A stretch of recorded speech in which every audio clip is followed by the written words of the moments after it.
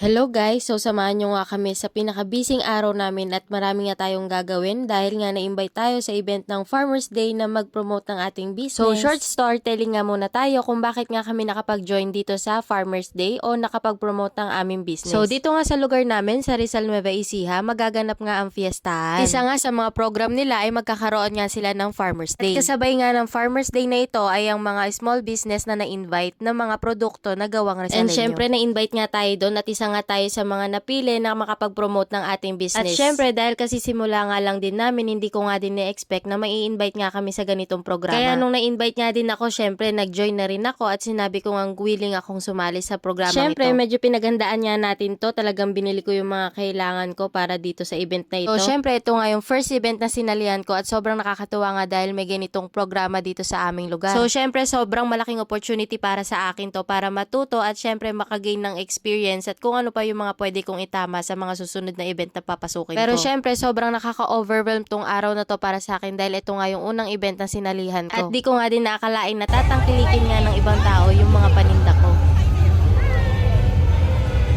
What's up, Batang people? Alive niya, bumakatan. Jokes, bili na kayo. Thank you po. Masarap, masarap.